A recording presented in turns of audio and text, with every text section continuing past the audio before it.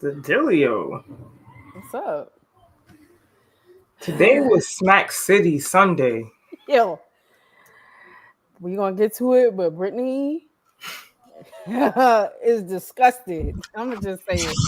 Brittany was disgusted with the scores at the end of these games today. Disgusted. I was. Disgusted. Hey Jody, happy Sunday. Happy Sunday, Jody.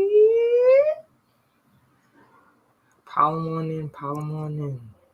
Yeah, I gotta Let me tweet it out. Again, if y'all on Twitter, please follow us at 21 Titles. Also, follow our kinfolk, the 9450, as well. And if you'd like to follow us individually, I am at Wellness Brit with 3 S's, 2 T's. Shantae is at Tay Gets It Done 24. So if you'd like to follow us individually, those are our handles. Okay. Hey, Spin Doc. it's good, Spin Doc. Yes. Happy pre-Thanksgiving. What's your menus? We should talk menus at the end of the. We should. The end of the. At the I end hear Ray. I hear Ray. I definitely hear Ray. Yeah, he's not loud. Like. Definitely. Sorry, y'all. My son No. He don't have an inside voice. It's funny. He just volume always on 10. Just know that, y'all. Volume on 10. Okay. I hope y'all had a great week. It seemed like the week went fast as per usual. And the weekend goes by even faster. Yes. Yes, it does.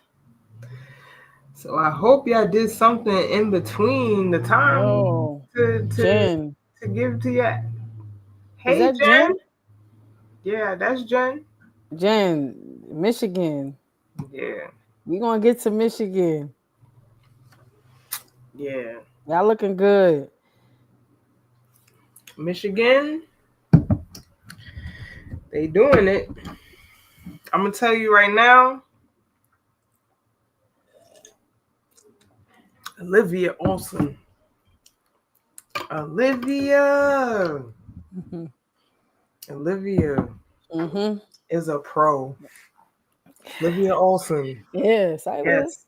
A killer. A straight killer. Also a killer. Killer. And old girl off the bench showed up today. Who? Old girl off the bench. Del Foss. I like her. I'm a rock rough and tough with my Afro puffs. Hey, she was rocking tough today. Remember when I texted you and I was like, the bench for Michigan showed up today? Yeah, it was Tayala Del Foss who showed up. I like her. Yeah. Michigan, they listen. I like Michigan. We're going to talk about Michigan. We're going to talk about Michigan today. Nah, facts. That's how you got your pit hat on. I just realized that. Yeah, I might get some slander for the pit hat because, we got some texts today. I mean, this week about them losing to Division III Scranton. I know. But it matched the blue in my outfit, so I was just like, I see what she was trying to do. See, I see it. And this is for all the young student athletes. This was a time. Okay, this was the time. Yes, it was. I just realized what it said. But yes, everybody wanted to be in the daily news. This was the time. Okay, so I had to bring this out just for the young ones. This was the time when the daily news was our what was the daily news? How like May Hoops is for y'all today, like tournaments and stuff like that. How they covering y'all. And the coverage, that's how the daily news was for us back then. Like at the end of the year, or even before the year started, they showed us who were the top dogs in each borough. So you basically knew, go to Brooklyn. You got quite a few. Right. Queen. Actually, every borough. Yeah, every borough. No disrespect to Staten Island, I just wasn't super familiar, but I'm sure them too. Right. They Yeah. were some killers. So this was the time back in the day when if you didn't make these shirts, we didn't make them. We received them. Right. Okay? Like you can't design this and then put it on. Mm-hmm. You actually earned it and got a sweater and a jacket and all that. So it was a time to remember. But welcome everybody. Welcome to episode 111 of the 21 Titles Weekly Recap. We gotta get a soundboard. We gotta get a soundboard. Yes, we do. Man, we gotta get a soundboard. Okay? Cause it's time. Cause I be needing the applause and the womp womp womps. I need all of that now. Okay? Right. But happy that you guys are here. If you are new, our mission is threefold. Shantae and I are former women's athletes, specifically basketball players. So we are here to expand the visibility of women's sports with a heavy focus on women's basketball. If you were not watching today, a lot of bloodbaths happened. So we're going to be talking about that today. Secondly, we like to talk the business of sports on the collegiate side and professional side. If you don't know, CBA negotiations are withstanding now for the WNBA. So we like to talk about that. We like to talk about NIL, right? These kids can now monetize their name, image, and likeness. So we kind of keep you abreast on things happening in that space and what's going on because it's a constantly revolving door with NIL, where 4 years in and every year has been a different has been a different year, so in the makeup. So we like to kind of like follow that and keep y'all abreast on what is going on with that. If you did not know, Shantae is an attorney. Okay, so that is her wheelhouse. That's why we talk about these things specifically. And then last, we like to talk about innovative technology and what that means to, and how that relates to, sports, how that relates to investing, because we also think that athletes are also investors. And we're here to, push the investing narrative. So today we're going to start off with some sports news, women's college basketball, recapping some games during the week and of the weekend. So yeah, let's get into it. I guess we could start with Friday, USC versus Notre Dame. Notre Dame won 59-61. And I just wanted to say I wasn't familiar. I apologize to Cara Dunn. Yeah, right. Cara Dunn, I wasn't familiar with your game. I really wasn't. I wasn't paying attention to Georgia Tech when she was there. So she's a transfer. She transfers from Georgia Tech. Spent 3 seasons there. She's a current senior. And she led the Yellow Jackets in scoring, averaging 15.5 points a game. She's two-time All ACC, was shooting 49% from the field in her last season with Georgia Tech. And I think that she showed up really big for USC on Friday. Let's see how much she ended with. She finished with 21 points and shot 4 for 5 from the field, which is in alignment with what I said she was doing at Georgia Tech last year. For USC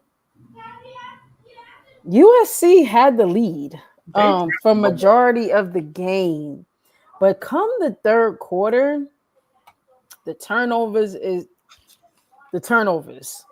Mm-hmm. It was the turn. It was the turnovers. Let me see how much they finished with. 17 turnovers. No, I lied. Let's see. They finished with 21 turnovers. So that's really what happened. The momentum shifted in the third once they started turning over the ball and Notre Dame picked up the aggressiveness on defense. And I feel like that was Notre Dame's saving grace. Outside of Bransford and Hannah, the defense, the intensity of the defense picked up. And that's, like I said, that's when the momentum shifted. Notre Dame cut the lead to 5 by the end of the third. And then coming into the fourth, Notre Dame started the fourth off with yet another turnover and capitalizing off of that turnover. So the momentum completely swung in Notre Dame's favor. And then there was a point in time in which USC did not score in 6 minutes. And that can't happen. So you're turning over the ball and you're not scoring, obviously, because you're turning over the ball. And then when you do have the opportunity to shoot, y'all not hitting. Y'all ain't hitting that. So it was just it was nasty to see just the pendulum swing in that third going into the fourth. It was over. Then you had Bransford show up big for Notre Dame in the fourth. Yep, Kennedy does have to do more offensively. I agree. USC, and Jazzy, they gotta learn how to close out games. Yeah.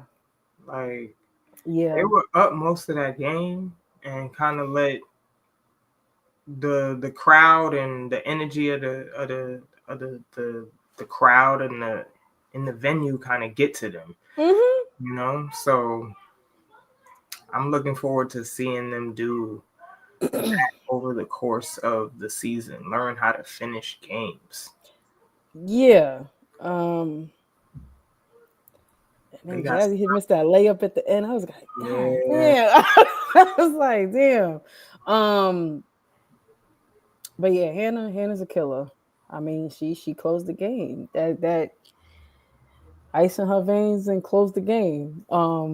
Hannah's made for big time moments like that. I'm not surprised that she got it done. It was really the third, in my opinion, where USC lost that game. Mm-hmm. The turnovers, ridiculous. You can't have 21 turnovers for the game and think you're going to win. Yeah. Yeah, it was food because she was food every time. Food. Look, we got to talk about bring back caring about the ball. Bring it back.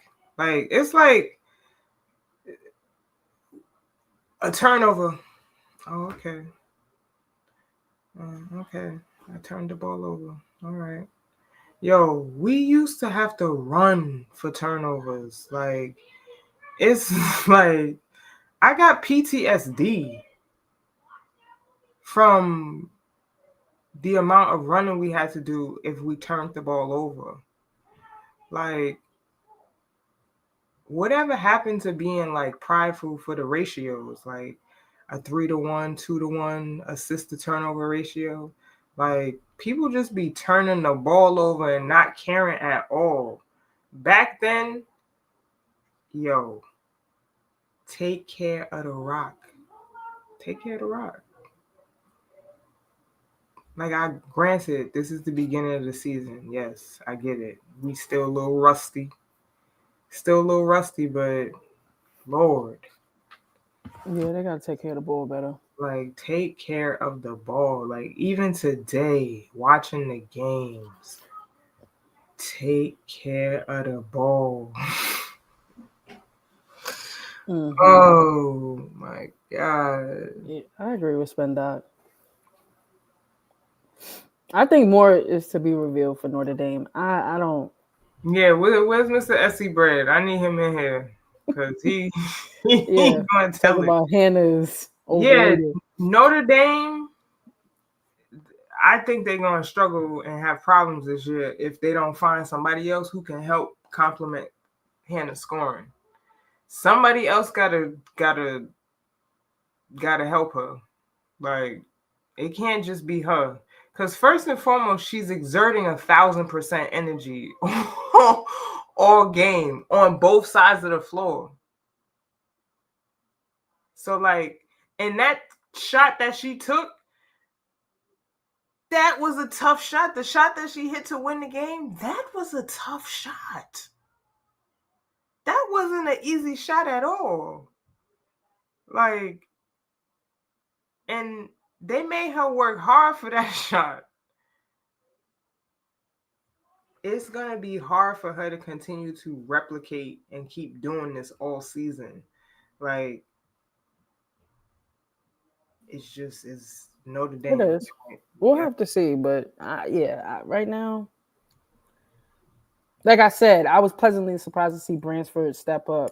Like I said, in the fourth, she stepped up. It was her and Hannah. But yeah, I'm interested to see who else offensively who's going to step up for them. We'll have to see.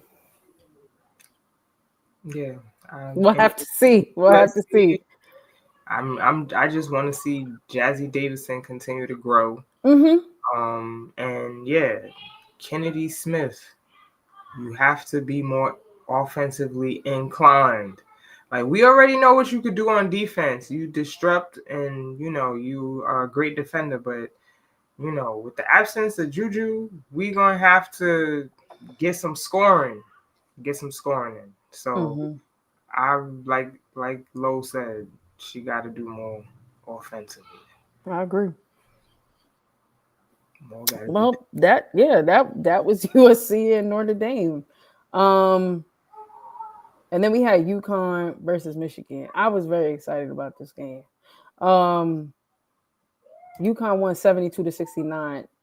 It was a crazy game though, because UConn was up by as much as 20 plus points. Yeah, that game. But early on, what I will say is UConn's defense was swarming. Their transition offense was fast paced. They was clicking on all cylinders very early in the game. And they were completely disrupting Michigan. Michigan was rushing shots. I don't feel like they was really getting into their offense. The pace was quick. The first half, and Sarah was doing her thing in the first half. I think she had 10 first half rebounds, 10 rebounds in the first half. She was doing her thing, really showing that she really is a true point forward. She's a point forward. But outside of that, I also wanted to give a shout out to Sarah Williams. I think that she does an amazing job getting positioned down low really well. She's long. She doesn't have a lot of weight on her, but I don't know. She just positions herself really well on the block. So I wanted to highlight her. But then come the second quarter, Michigan started waking up. They started off the second quarter in the zone and got a turnover and fast break points easily. AZ Foot had 18 points in the first half. But Syla Swords, like, the girl's tough. Syla's going to do whatever she needs to do to win. She's going to rebound. She's going to be pesky. She's going to go after the ball. She's going to dive on the floor. She's going to hit the shots that she needs to hit. She's going to do whatever she needs to do to win the game. And that's essentially what she also was doing on Friday. The girl's hella scrappy. And then come the third, Syla was hitting threes. Michigan cut the lead to 9. UConn's pace slowed down tremendously in comparison to what it looked like in the first half. I will say that Sarah Strong was quiet. She was quiet. But I don't think that's going to be the case. Sarah's only a sophomore. She's only a sophomore. I don't think that's going to be the case This year, I feel like within the next few years, she's gonna get ice in her veins, and it's gonna be a wrap. That's all I have to say. I don't think that's gonna be the case moving forward. I think she's gonna continue to grow and become the player that I think she can become. But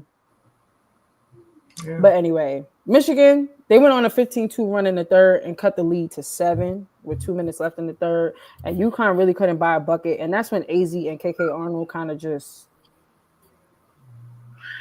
took over the game, specifically in the fourth.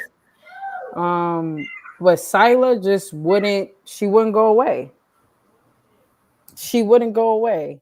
And she was completely unconscious within the last maybe 2 minutes of the game, maybe minute of the game. Hit big shots, made it really close. I know Gino was probably cursing out UConn. I know after the game he was pissed because that shouldn't have happened. But Michigan is that type of team. They're a scrappy group. It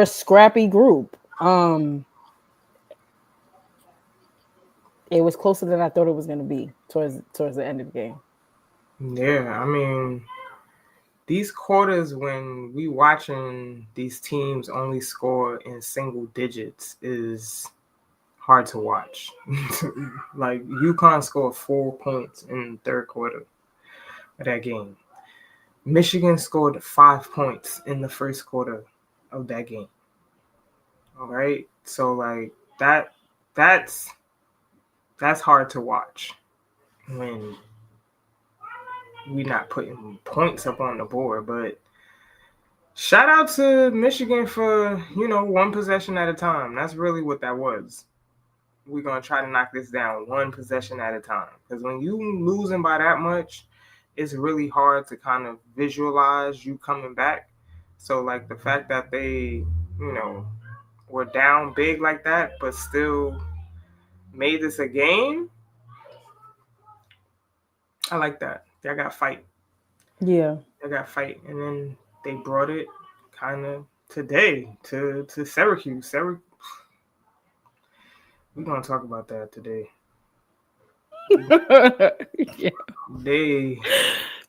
Michigan came to play today against Syracuse. Syracuse, I don't know what was on their biscuit today. We won't get there. It wasn't jam and it wasn't jelly. It wasn't those things. Okay. But yeah, I'm looking at the stats too. Yeah, Sarah did not. Yeah, she didn't show up for that second half. First half, she still ended with, what is it? 16 and 20. 16 points, 20 rebounds, 6 assists, 3 steals, 4 blocks.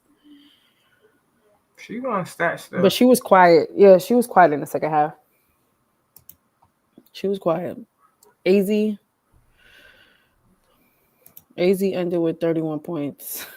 31 points. Shot 7 for 12 from the 3. 5 rebounds, 1 assist. 2 blocks, 2 steals.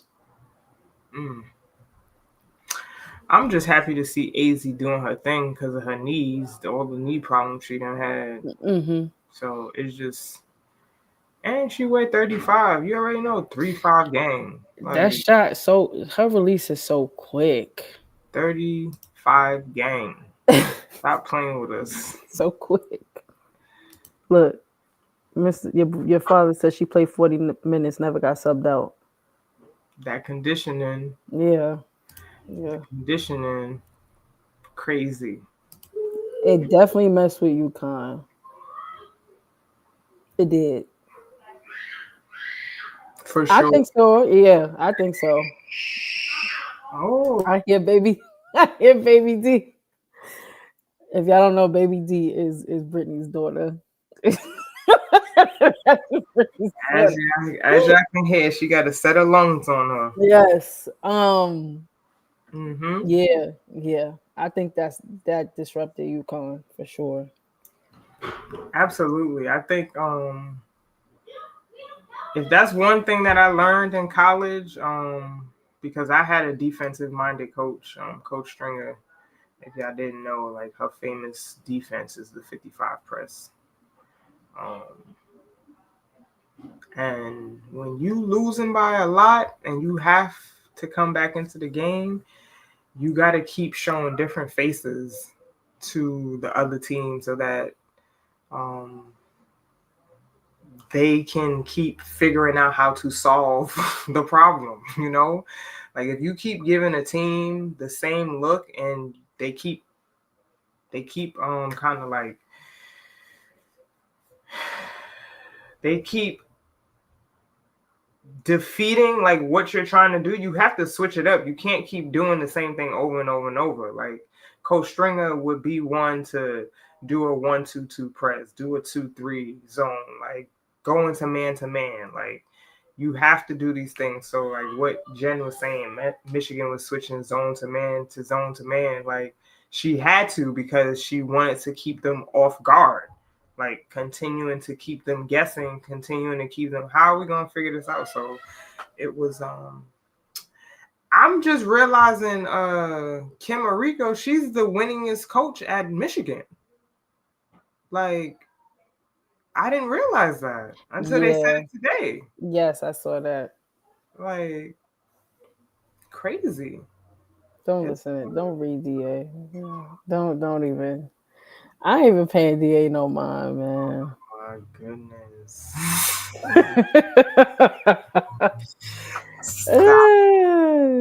Yo. So yeah. All right, that's good coaching right there. Yeah, for sure. Like just to Michigan again. I'm excited to see how they progress for the remainder of the season. But they're scrappy. They're a good team.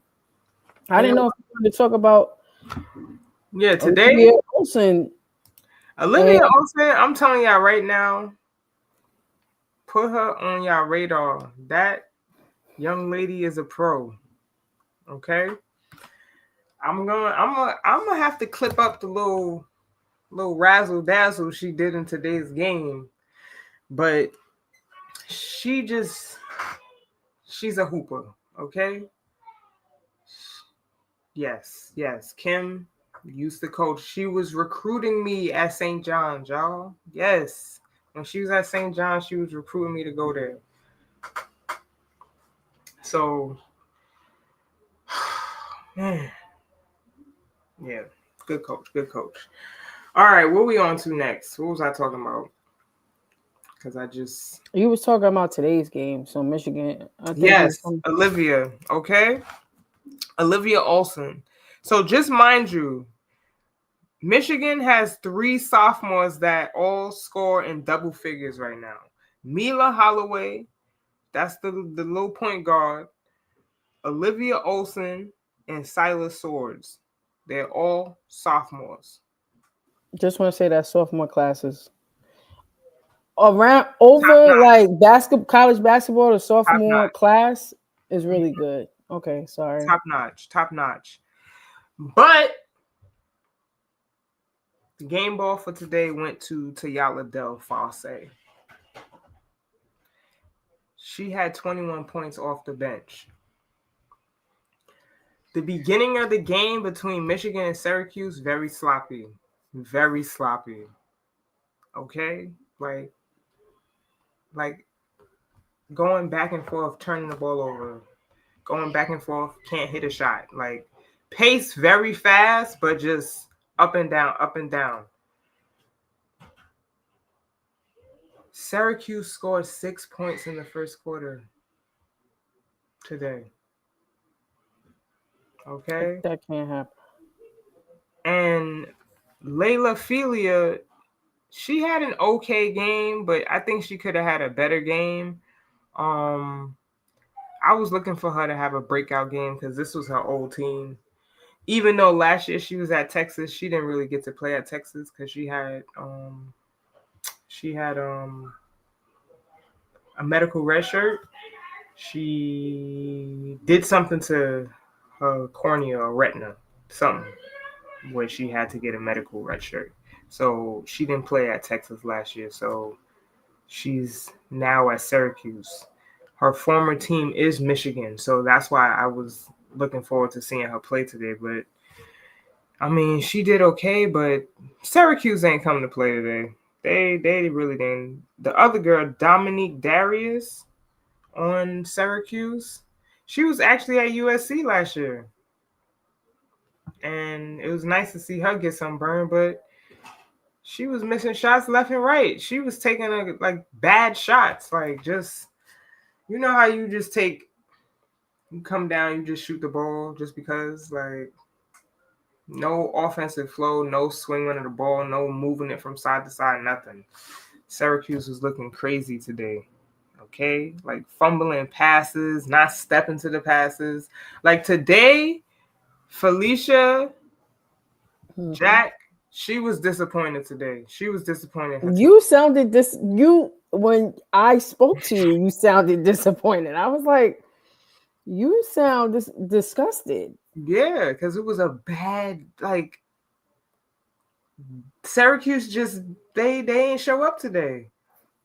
And Michigan was balling. Like, they balling. They were both teams started out real slow today. Real slow, real sloppy. But when Tayala DeFosse, I don't know how to say your name. DeFosse. Tell me, tweet me, okay? But she came off the bench. Again, I'm going to say it. I rock rough and tough with my Afro puffs, okay? Yes, I do be disappointed. I be disappointed for real. And I heard it in her voice. I felt it through even the text. I was like, and then we got on the phone, and I was just like, yo. Look, I was just disgusted with hoops today because it was a lot of blowouts. Like, it was a lot, yeah. Like, come on. Smacked around. Like, Tennessee State, Vanderbilt, 99-43. What are we doing? UConn, Utah was really the Utes. Yeah, I don't know. You gotta relax. You gotta relax. The Utes ain't come up. Didn't show up today. Nobody scored in double figures for the Utah Utes. Nobody. Just disgraceful. Like bad basketball today. I was just highly disappointed. Okay. Bad basketball. Like South Carolina 121-49. Yeah. Iowa State 112-62 to Mercyhurst. That's not good. Tennessee, Coppin State 88-35. Michigan State, Oakland 102-41. Mm-hmm. No. No.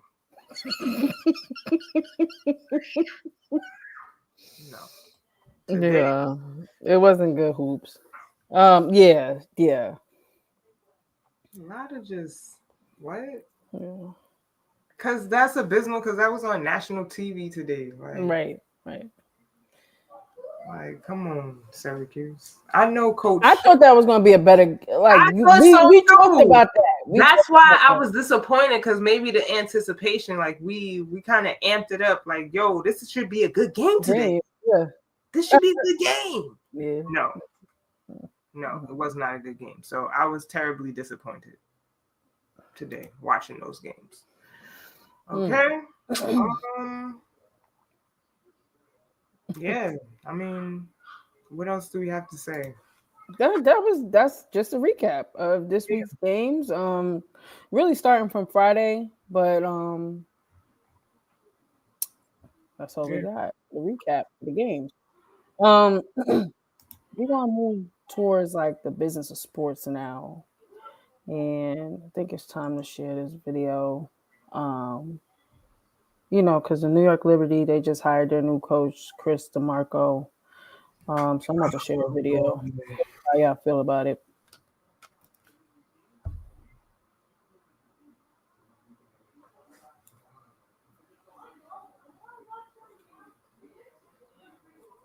Hold on. Here we go.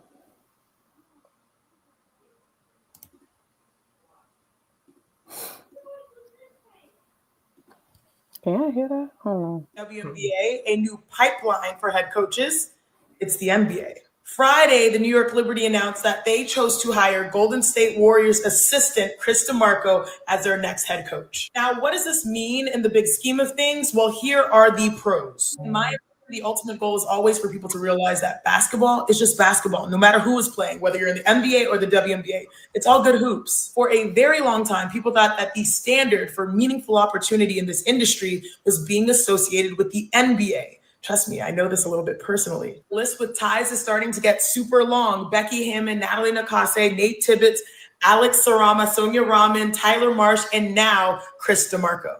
For additional context, there are more coaches in the NBA than there are players in the WNBA.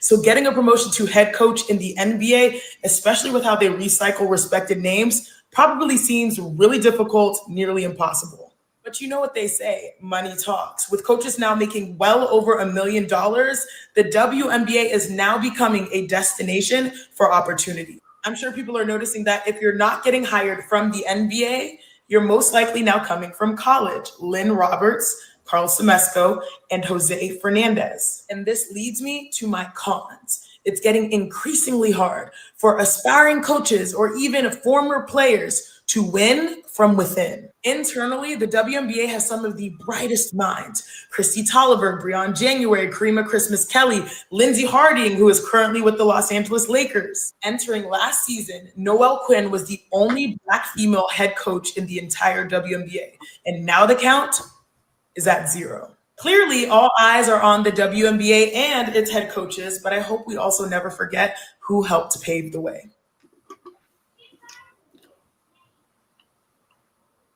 Well, what are your thoughts about what Shanae said? It's very interesting, the shift that's happening. I mean, I didn't even like the hire by the Liberty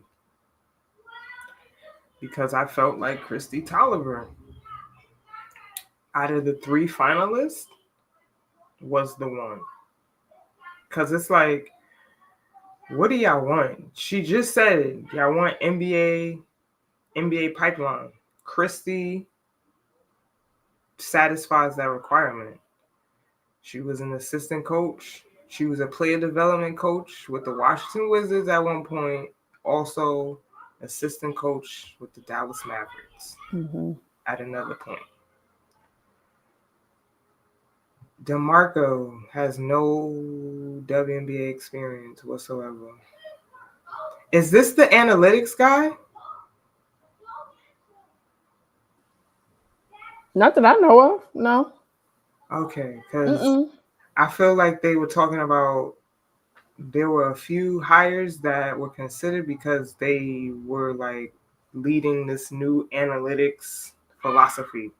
Oh, didn't hear that. That's you just told me something I didn't hear. I don't think so. Okay. Like this is the last statement she said, them not hiring from within is the problem. That's the problem. That's the problem. It's the problem. It's just like at a prestigious high school, right? Like if a prestigious high school has a track record of winning, of putting kids into schools, wouldn't the administration think about the culture of that institution and be like, hey, we'd probably want people who have been in this culture to probably come back and teach it to the new generation, right? Like, why is this so hard for them to see that hiring from within is one of the best options that you can possibly go with? I don't understand why Christy Tolliver can't get a head coaching job. It doesn't make any sense to me. It does not. It does not make any sense to me. Granted that she just was on the staff that just went to the WNBA finals. She has NBA experience. She has WNBA experience as a player and a coach. Took the words out of my mouth. I was about to say, yes. Like, it just befuddles me how they get this wrong. It's the same thing at like universities when you gotta retire jerseys or bring back people for like, why do y'all take so long to give people their flowers, yo? Like, why do y'all take so long to give people their flowers? Like, it's insane. It's insane. So yeah. I don't like the Liberty hiring. I heard he wasn't even really in the running until like last minute. Like, yeah, I don't like the. Yeah. But yeah, Chanae, she hit the nail on the head with everything. They don't want to hire from within. They have a problem with hiring from within, which is insane because that's like moving. That's like when you're in a business and trying to see like, what's my ceiling here? Christy Tolliver has to be so highly discouraged right now. It's ridiculous. Those are my thoughts. I don't have any because I mirror your same sentiments.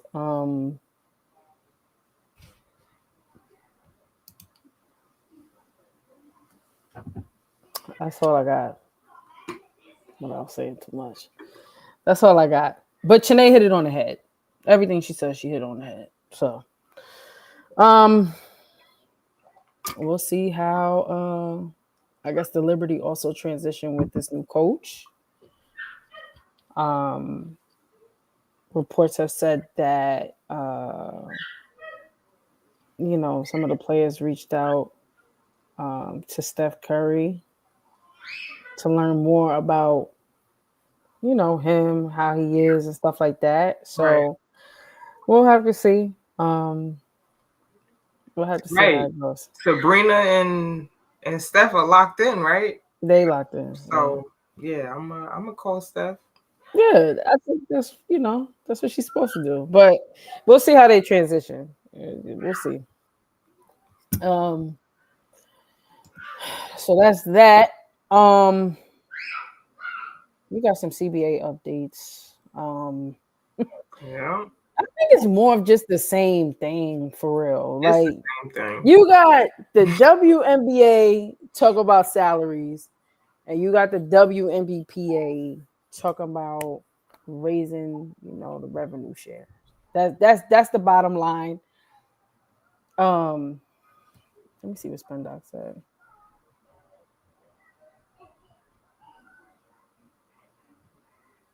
Right.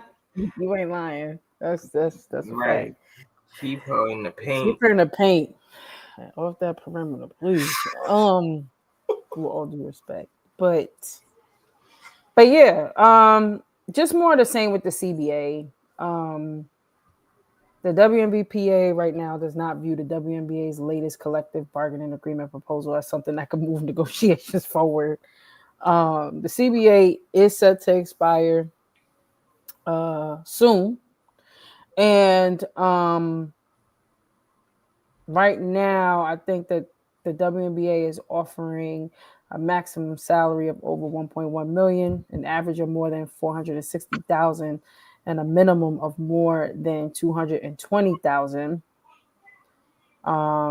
But the union doesn't believe that the league's proposal includes a system where the salary cap and player salaries sufficiently grow with the business, which is what we've been talking about.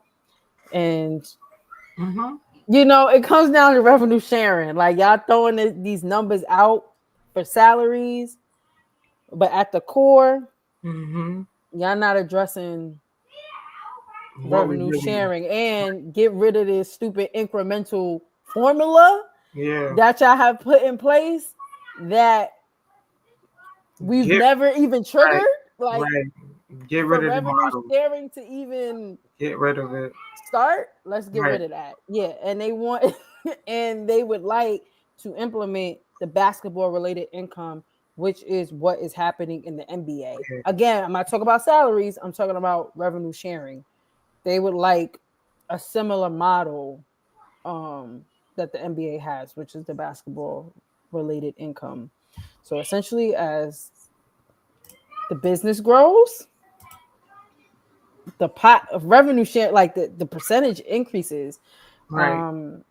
So yeah, they're talking different languages, but really the W's acting stupid. They acting like they don't understand that. Yeah. Like bottom line, they're acting like they slow, but they not. They know what these women, or rather these players, are asking for, but they keep talking about salaries. But that's Right. only a part of it. Yeah, that's the dangling trinket. They trying to dangle the trinket in their face with the numbers for these salaries, but are y'all really addressing the real problems that we want y'all to address? How about roster spots? Like, are we Yeah. increasing that? Like, Healthcare. how about maternity, like healthcare, like all these different things that they've been addressing as issues. Are y'all gonna address the issues? No, we just gonna keep telling y'all that we gonna raise the max salary to 1.1 million. Y'all should be fine with that. No, like what are y'all talking about? Like y'all trying to just put something in our face and say, "Here, accept this." No, we don't want to accept that because that's not getting to the core of the problem. So, yes, ladies, stand 10 toes down. Yeah, Yeah. I like that the union is being so vocal, Yes, that's a fact. specifically in the media. I love to see that. I love it. Yeah. You know what the headline was when I seen that? WNBPA said players are unmoved. They are unmoved by the WNBA's CBA proposal. Unmoved. That was me too when I heard the numbers. Because everybody, oh no. Yeah, okay. No. Let's talk about the revenue sharing model and the percentages. But yeah, that's what this is about. So we'll keep you updated, but it looks like, I don't know. I mean, we're only a few days we got away 7 days. He got 7 days to CPA expires. So I don't know. We'll see another round of extensions. Like, will there be another extension? Right. Will we really be in a lockout? I don't know. More, it's more to be revealed. Wow. We do know there was a WNBA lottery tonight. Yes. You know who got it? Dallas. Yes. And it looks, I mean, I missed it, but I seen Jen's comment, and AZ, I mean, we don't know who's coming out number one. Right now, I'm gonna give it to AZ. They saying to get the lady from overseas. Ooh. Awa. Oh, okay. From Spain. See, I haven't seen her. I haven't seen her hoop. So I ain't see her hoop. She might be number one. I gotta tap in. I'm gonna tap in there. I seen some. You saw some clips? I seen some clips. I was like, yeah, she number one. She number one. All right. Sorry, I'm gonna have to tap in there. Jody said AZ, AZ to Dallas, but now I gotta see who Brittany talking about. I'm telling y'all, AZ is not number one. Awa, I don't know her last name, but from Spain, okay. She plays with the Spanish national team. She's like that. Okay, I gotta check it out. She like that. Okay, all right. Okay. So AZ might be number two. Okay. She might be number two. All right. I can't wait to see the mock drafts. And please make sure y'all looking for our mock draft, the 9450. Yeah. K. Dot, NJ did a remarkable job last year, Yes, and they they did did. all 3 rounds. Mhm. Okay, so like, let me just tell y'all how lazy mainstream media is because they all recycle the same thing. Their mock drafts only include round 1. Last year, K. Dot and J did all All 3. three. Okay, all 3, and they thoroughly did all 3. So No, they was pretty yeah, accurate. they was pretty on And par. and it should have went more so how they. Correct. Yeah, some of the picks I was like, okay. Question. Yeah. So with that, yeah, the Wings got the first pick, Lynx got the second pick, the Storm got the third pick, the Sky got the 5th pick, the Tempo I think got the 6th pick. Okay. The Fire got the 7th, the Valkyries 8, Mystics 9, Fever 10, Mystics again for the 11th. The Sun got the 12th, the Dream got the 13th, the Storm got the 14th, and the Sun got the 15th. And it says Tempo and Fire will flip a coin for the number 6 and 7 draft picks at a later date. The Lynx still got the second. Yeah, that's pick. That's still, yeah, yeah. The Dallas Wings, and they had the highest chance too. So they got it. They had a 42% chance of getting the first pick, and they did. So yeah, there you go. Our fam. Yep. I gotta go watch some. Yeah, she. All right. She liked that. Okay. Well, we shall see. Moving on, still in the business of sports, Panini America. They just inked a record licensing deal with the union, with the WNBA Players Association. So they already had a deal with the WNBPA,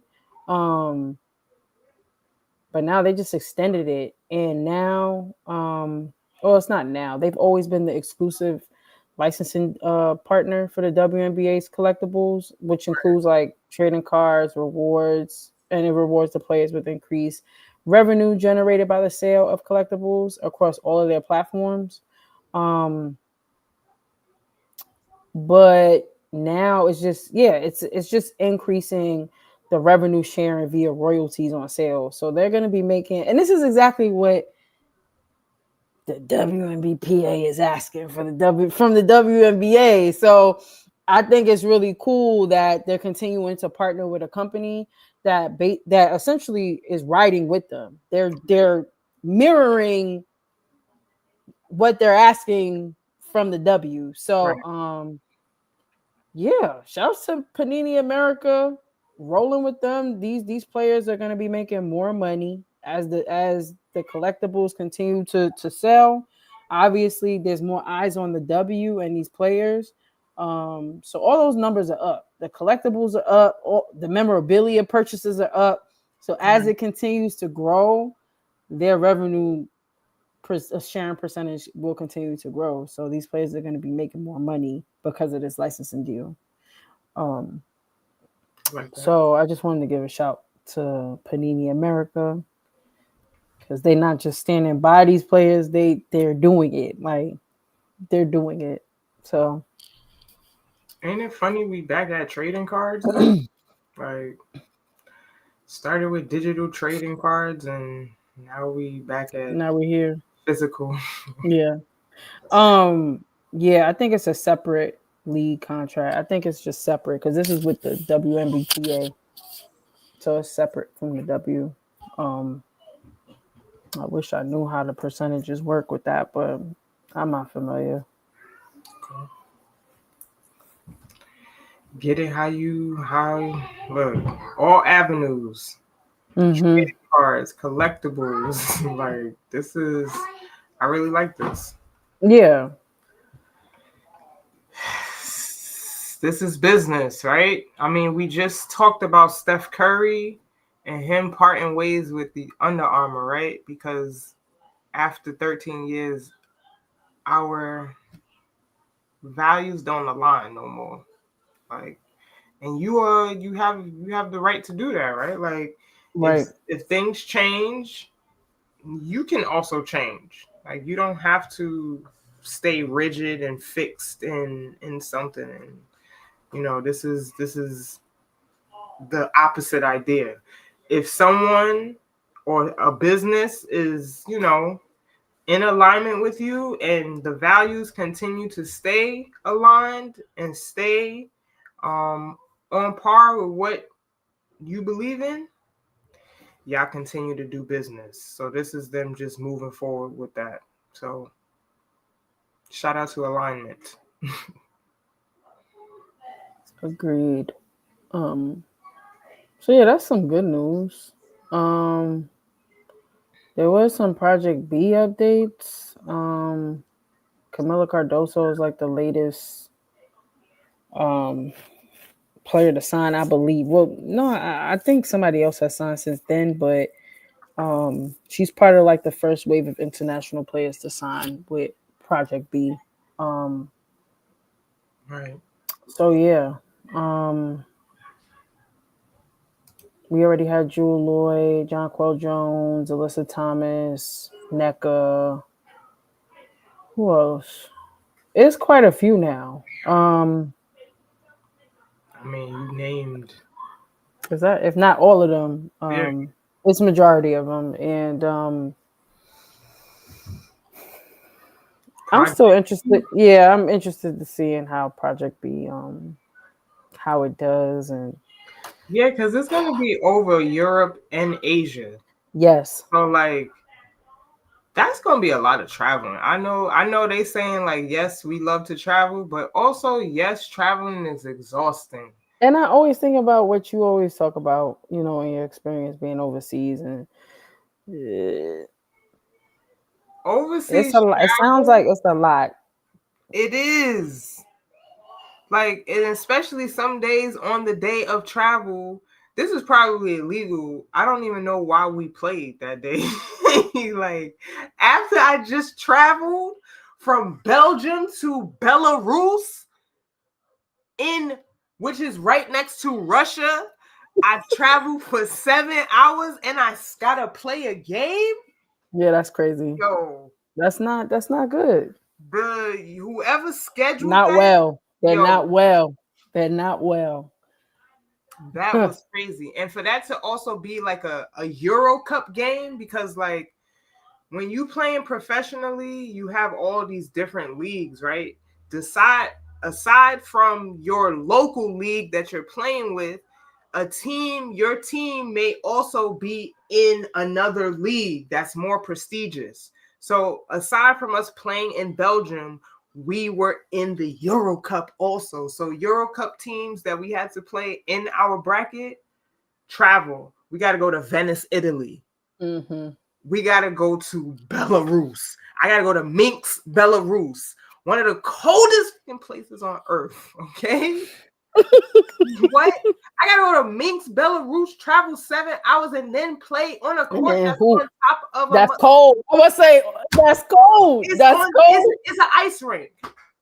It's an ice rink. I'm playing on top of an ice rink.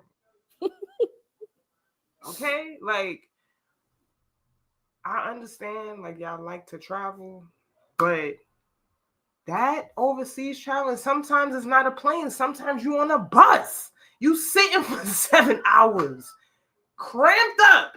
Because Lord knows these buses, they're not accommodating the 6'2s and the 6'3s. So, like, very uncomfortable. Okay? Like, I want them to talk about that. They're not, they're not. And I think what Spendoc put is correct. Like, yeah. Because that was part of it, right? Like, those conversations was people want to stay, like, a lot of people would rather stay stateside or rather countryside so that, they could be closer to their family. They don't have to travel. So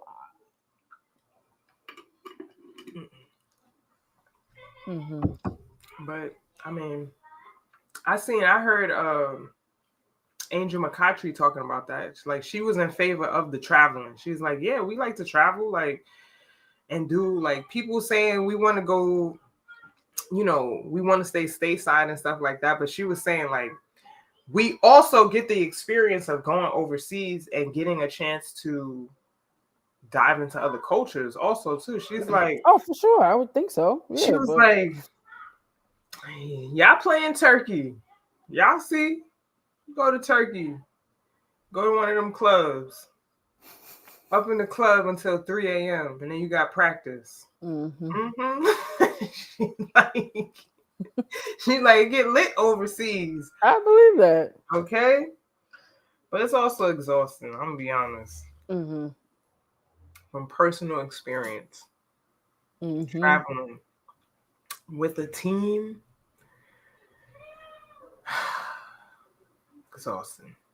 So I'm just interested to see the logistics. Like, how are y'all, like, what's the time frame from going from like Europe to Asia?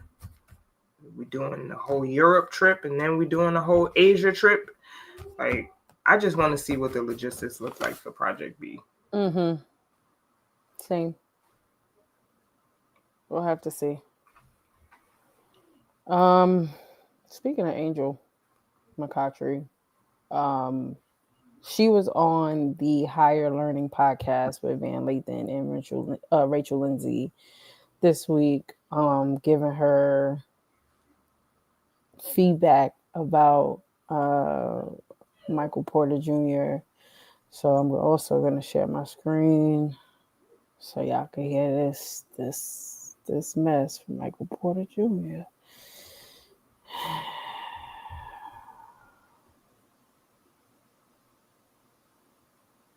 Doing this because I played. My sisters went to University of Missouri, and I was still a young dude, and they had me playing like on the scout team, and they had a few WNBA players on the team, like Sophie Cunningham and a couple others, and I think I was like in the 7th or 8th grade, going dumb. I'm talking dumb, like, so I have real life experience. It's not physically fair. Bro. It's just a difference, man, and I wish this would stop being a conversation because it should be common sense. Angel, why are men so obsessed with this conversation? First of all, congratulations. You was dominating against women in the 8th grade. What does he want? Does he want a cookie? You want a medal for that? Like, the only thing that should be coming out of a man's mouth about women is uplifting her. I think the main thing we should be talking about, a woman, guess what? When I gotta come and drop 40 and I'm on my fucking period and I'm bleeding and my stomach hurts and my back hurts, when y'all load manage off a headache, let's talk about how awesome that is. Let's talk about how awesome it is that women, we have these babies and we come back and still dominate sports. That stuff is not, yeah, you can dunk. We can't, a lot of us can't do that, but the awesome things we can do, let's highlight that. Let's highlight that. Guess what? We are wives. So it's not easy to take care of a husband and kids and come and dominate a sport. Let's talk about how strong and awesome that is. And so if you notice real quick, the elites, Kobe don't say that kind of stuff about us. He never did. He only uplifted us and supported us. Bron don't talk that kind of stuff. Why the elites don't talk like that? This is a narrative for Michael Porter Jr. Yeah, something wrong with Michael Porter Jr. I had to take. I wasn't going to continue that, but Michael Porter Jr. I mean, as like in the past couple of years, he's just been in the media just saying crazy stuff. I mean, just a couple of years ago, I feel like he's not well. Yeah, he's not well up there. And I want somebody to interview his sisters that he mentioned. I want somebody to bring them and put a microphone in their face. And I would like to hear how they feel about the things in which Michael Porter Jr. has been saying as of late. That's what I'm interested in hearing. I no longer want anybody in content land and media land to ask Michael Porter Jr. any questions about how he feels about women's basketball or women's sports as in general.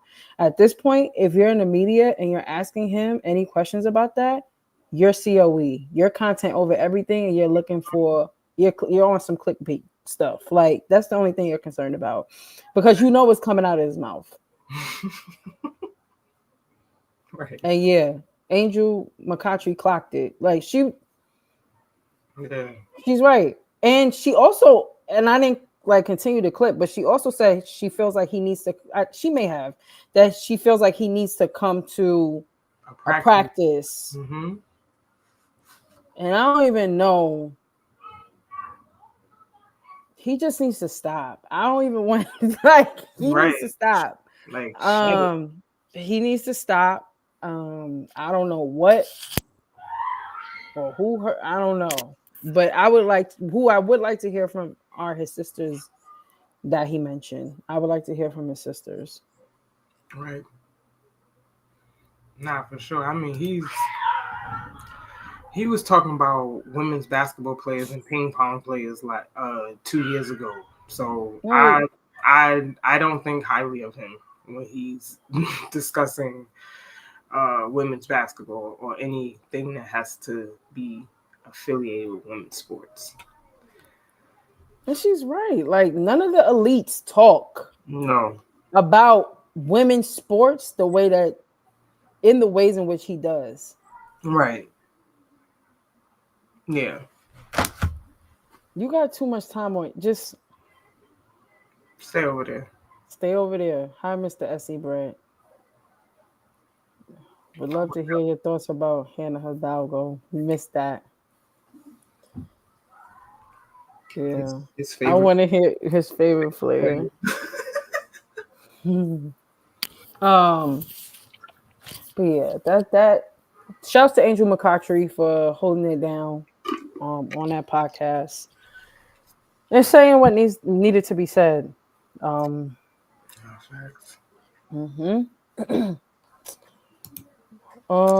on. I think we're gonna go to NIL/college sports news. Okie dokie.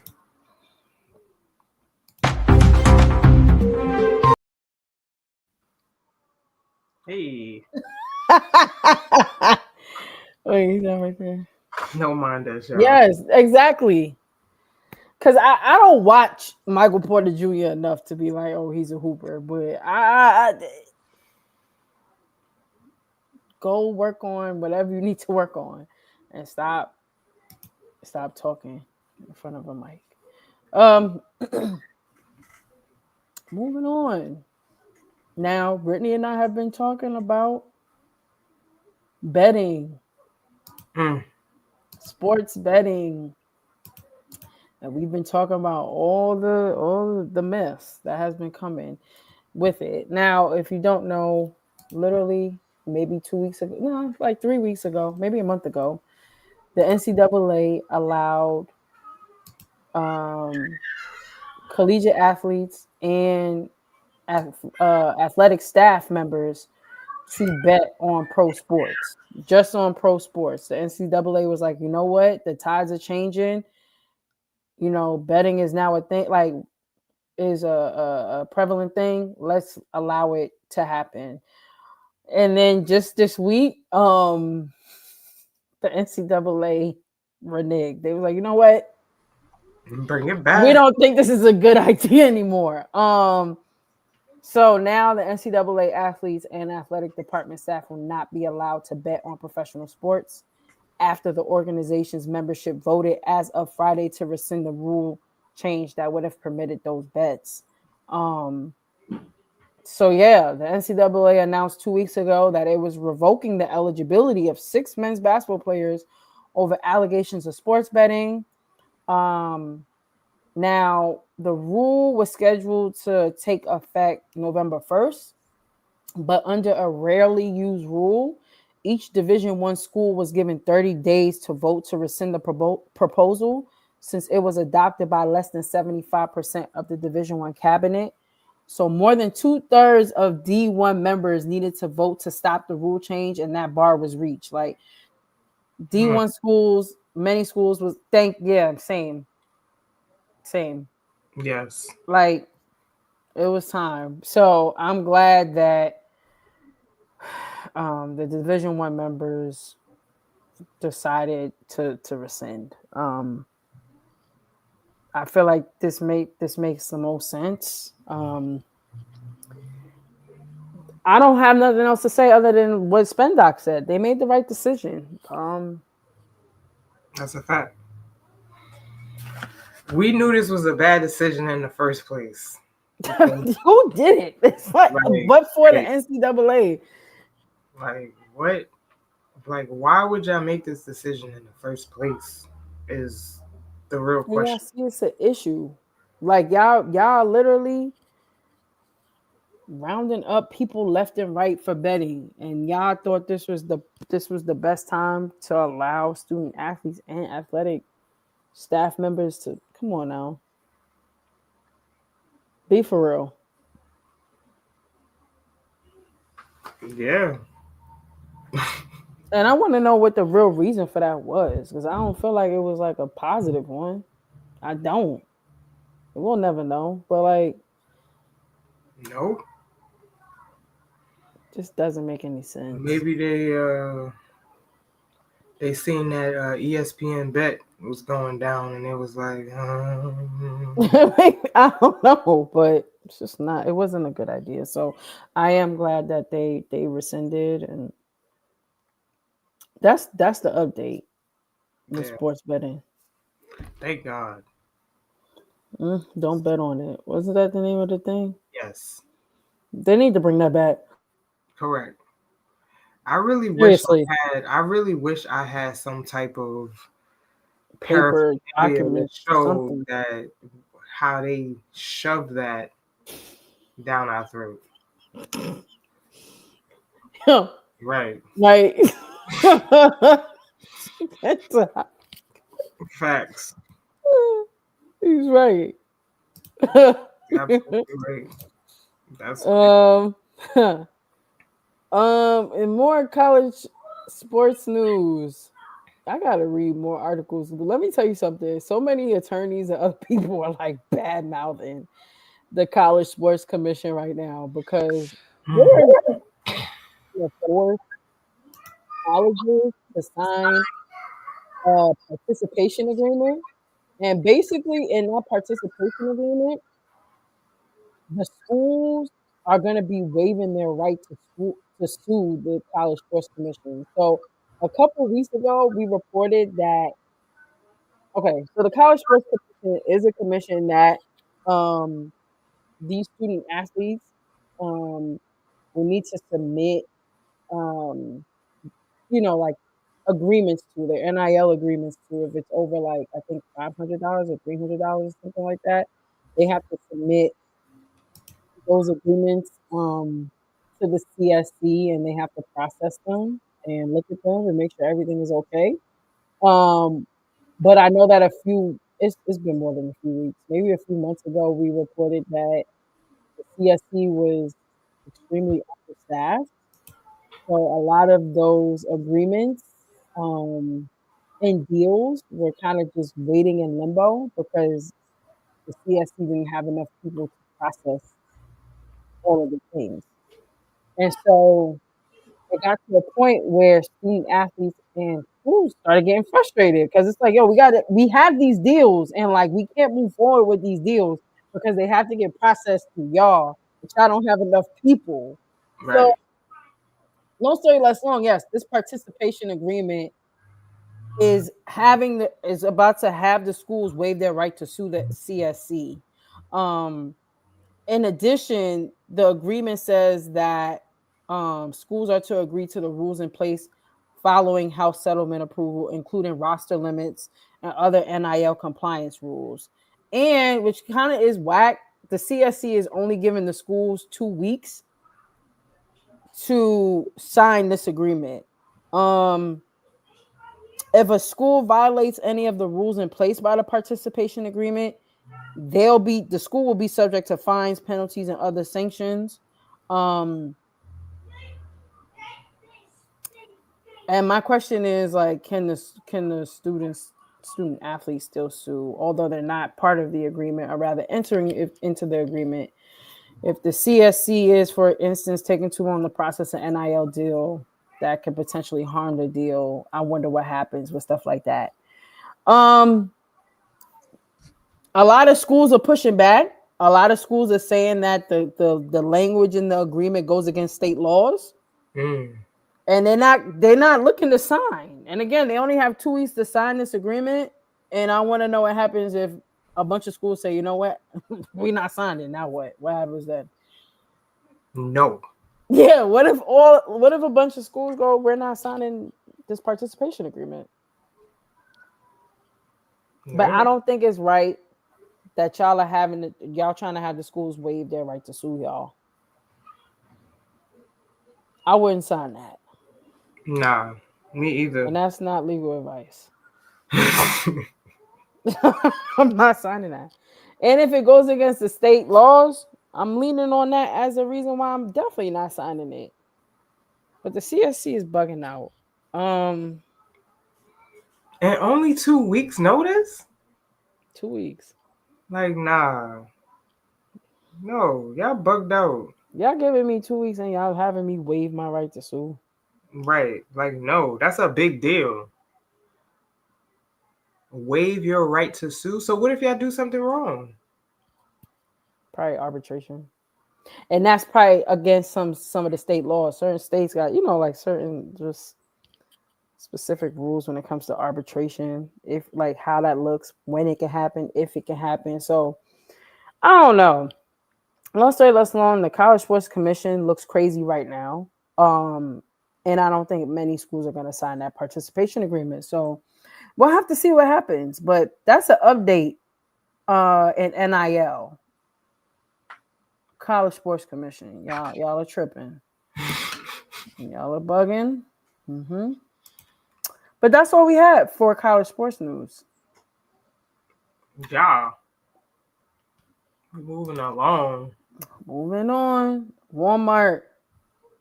They got a new zipline drone delivery service. I'm about to show that video. Drop that video. I just show the video. Yo. Wait. I gotta. Drone delivery service.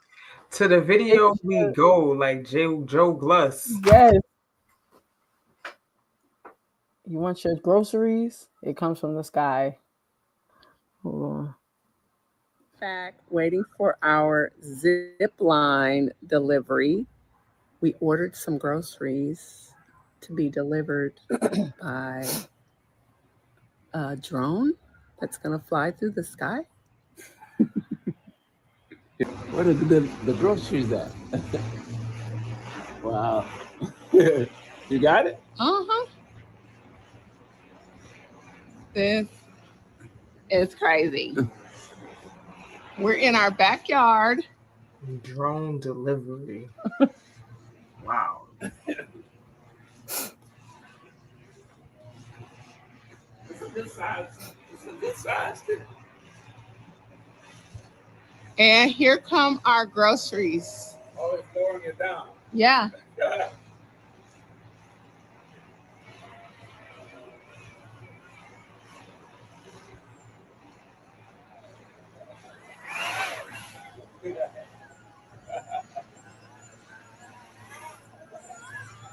This is the third time I've seen this, and this is crazy. That's crazy. Yeah.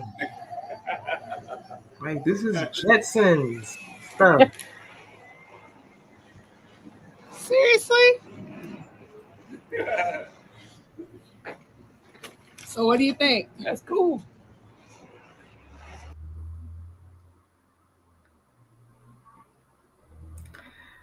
We had drone delivery, y'all. Right. Like, did y'all fathom that we would get here this is like, when I think of the Jetsons, that's what that's the Jetsons in real time to me. Like, my younger self is looking at that like, dun, dun, dun, dun. Like, wow. Yeah. But you know what? This also too, it's amazing. But I got a bone to pick with convenience. Because the more convenience that we get, the less moving we do. Like, that's cool and all, but like physically getting up to go to the store, people not gonna want to do it no more. They're gonna be very discouraged to get up and actually go to the store. For sure, yeah, you're right. You're not wrong. Like, I want to know how much that service costs. Right, that too. Mm-hmm. Like, is this just for the elite people? Like people that got money? A subscription based. Like, yeah, do I need? Like, I already got enough subscriptions that I don't even want to pay for. Right. Yeah. A drone operator to drop off groceries in people's backyards. Think about on like the Amazon drone operators they gonna have, because they coming too. The drone Amazon delivery. Right. That is coming. Because then am I making that up? I just seen outside of the drone delivery that you can now buy a car. It's coming on Amazon. I feel like they just inked a deal with like Ford or something like that. And I could be wrong, but I don't feel like I am. But okay, well, I'm gonna do my DD then. Amazon, but yes, I think Amazon is definitely on the way with drones. And then I think you can now purchase a car off. You will be able to purchase a car off Amazon soon, I think. They put in. I wouldn't be surprised if they like acquire something like Carvana or something, like, you know, like one of them. I would not be surprised if Amazon acquires a Carvana. Mm-hmm. Like, wow. Yeah, it says it. Talking about Amazon, what's up, Mackenzie? Mackenzie, can you donate some money? I mean, Mackenzie is out here really dropping bags. Listen, Jeff Bezos, what you did? See, Jen. I never seen it. Jen. See, Jen is talking my language. Yeah, I've never seen. I'm not a movie person. You don't even know how many times I've referenced Wally to talk about how crazy we're gonna become because of convenience. Self-autonomous cars driving us. Our arms too fat to even steer the wheel now.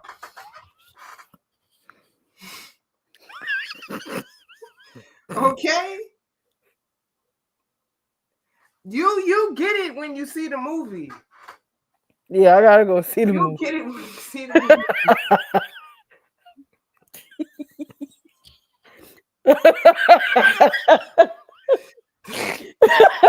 No, I'm being too fast. Yes. I gotta go watch the movie. She's correct. That convenience is yeah. We gonna get to that point. Buddy love. Yes. No, but you're right. Yes, but I need to go watch it now. It's the sad reality, but we see it now. Yeah, it's convenience is making us too comfortable. It's making us comfortable. Mm-hmm. That was funny, but I need to go watch that now. Yes. Eva. Yeah, go watch Wally. Yeah. It's a good one. Oh. Finally, Culture. I didn't watch it, but Wale was on Angel Reese's podcast. I thought that was cool to see the Baltimore Connect. You know, DMV, Baltimore. Mm-hmm. like that? Maryland, DC connection. I gotta check it out. Didn't see that. Yes, Juju. Yes. So I guess this is just continuing my rants of giving y'all homework to go look at other small series of like just independent things that are happening. I stumbled upon this NBC sports series on Juju Watkins called On the Rise, and it's pretty good. I think there's 3 episodes out right now. They're around like 15 to 20 minutes each episode. But the first episode I watched, I gotta watch the next 2. It just takes you through Juju's journey from when she tore her ACL in the March 2025 tournament to basically kind of taking you behind the scenes to, some of the big games she had last year also. I think everybody should go watch the series. It just gives, some more in-depth details behind the scenes of, Juju and her family. Like, I just learned that her mom is one of 5 girls. And Juju got 4 aunts that don't play about her. Like, don't play about her. Okay? So she got a strong support system, strong family. And, the series kind of highlights that and gives you that intake. So go check it out, y'all. I think it's worth your while. I enjoyed the first episode, so I'm gonna definitely will the other 2 for sure. Also, too, just to let y'all know, Shantae is a music head. So I gotta stop buying records. She's on a record kick right now. It's terrible. Do y'all guys still collect vinyls and records? Cause like y'all know all the stuff comes back. So yeah, that's something Shantae does, and she's gotten me into it also. So yeah, Shantae, you want to show some of your vinyls? I went today. Yeah, so I went today. I'm not going back for a while, but I went record shopping today, and I got some today, and one of them being. Okay, let me take Bobby, the blur off. It's a little blur. Yeah, I don't like that. Oh, Reggie Bullock. Yes, I seen that too. Yes. Fire. Yes, he purchased that island, I believe, in 2022. Which is crazy. For $2 million. Which ain't even that's not bad. That's not bad at all. That's a steal. That is a steal. A whole island for $2 million. Yep. So now he's going to like make that into a resort, and charge people. Yeah, that's an asset. Yeah, if I say revenue generating, property. Mm-hmm. Fire. That's how we got to be thinking too. Yes. Athletes are also investors. Mm-hmm. Let's all say it. Athletes are also investors. Athletes are also investors. Athletes are also investors. Thank you. Mm-hmm. This is my latest investment. Yes. Investment. Mm-hmm. I gotta stop though. So yeah, can they be restored? It could. That's what I'm learning. They can be. That's a good question. But I think it depends on how it depends on the maybe the damage or what was done to it. But I got some today. Okay. I got some today and I'm taking a break. We got Guy. We got Guy. We got Big Pun. And for my people that know, you should know. People that know, yeah, Yeah, pull them out, Jen. Yes, pull them out and see what your mama got. Okay, right. See what you see what they got. sell for, because that's another thing. If you know, you know, my peoples. But yeah, Stylistic. I got a bunch today. And it has become like a vice of mine, kind of. In a good way. Like, I don't know. But I've been having a blast. That's actually a fire title. Vices and Vinyls. Ooh, don't nobody steal that. Don't nobody steal that. We on our Vices and Vinyls tip right now. Yes. This is yes. So I think I'm gonna start showing some of the vinyls I purchased. I just started.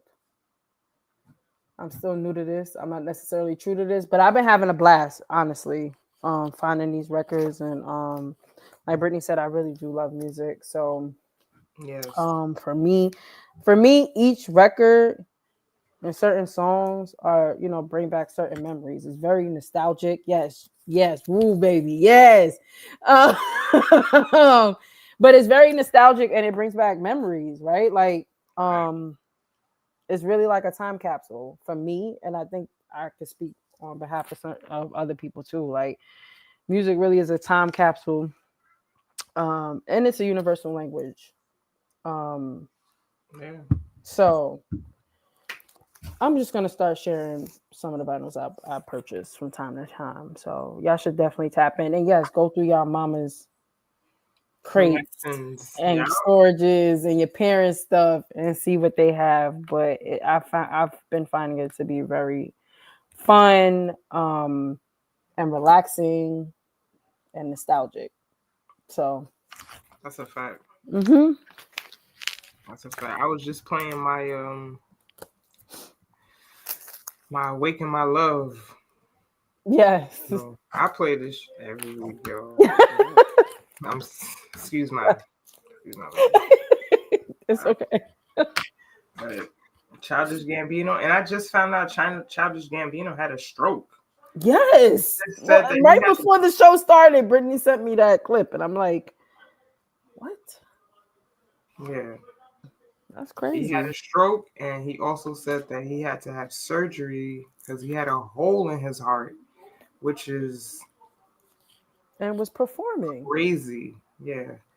He was performing at, what's that thing that Tyler the Creator created? Flognog, was it? Yeah, Camp Flognog. Mm-hmm. Whatever. He was talking about that there. So, man, Childish, I'm still happy you here, brother. Yeah. What? Somebody had a headache. His head was hurting. And the doctor said he had a stroke. That's crazy to me. Oh, we're gonna be bumping for sure, Jen. That's it. Jody asks how old he is. Yeah, he's not that old. That's what I said too. Let me see how old he is. Not that old at all. Childish Gambino, how old are you? He's 42. Yeah, that's crazy. What? Yeah, 42. Yeah, that's crazy. That's really scary, and that's crazy. You know? Very scary. Whoa. And he was saying that he felt bad because he couldn't continue to perform. Yeah. Crazy. He had a stroke. Right. You know? Your life is more important. Mm-hmm. Sometimes you might be disappointing your fans, but you gotta live, baby. Yeah. Take care of yourself. Yeah. So, yeah, y'all. That wraps up our show for today. Hope y'all enjoyed. Yes, hope y'all enjoyed. Again, y'all know. Please follow us. Subscribe too. Subscribe on YouTube. Hit the like button, like Jen said. Hit the like button. Come on now. Because what else should you be doing? Right, on Sunday. Y'all not doing nothing Sunday. Yes, happy Thanksgiving. Enjoy it with your families. Yes. Seriously, enjoy the time with your families. And if y'all can give to those that don't have. Mm-hmm. Facts. Donate. Mm-hmm. Donate if you can. You know what, too? I also seen this. We talked about this. But if you donate into pantries, please give them Pop Tops for the cans. Mm-hmm. I'm seeing a lot of cans that don't got Pop Tops. Mm. Yeah, come on, y'all. Easily accessible. So. Right. Yeah. Talking about a can opener in emergency times. Yeah. I just want to get to the food. Right. So please be mindful and considerate. And yeah, spend some time with your family and friends, and don't take it for granted. Express gratitude, because that's what we're here for. Thanksgiving. It's supposed to be for gratitude. So we are grateful for y'all coming here every Sunday with us. We will probably not be here next Sunday because it is obviously Thanksgiving weekend. So we will see you guys in 2 weeks. Mm-hmm. Okay. Please make sure y'all following us again. YouTube. We on LinkedIn. We on Twitter. Follow our cronies, the 9450. And yeah. We appreciate y'all. Thank you guys. As always. Peace.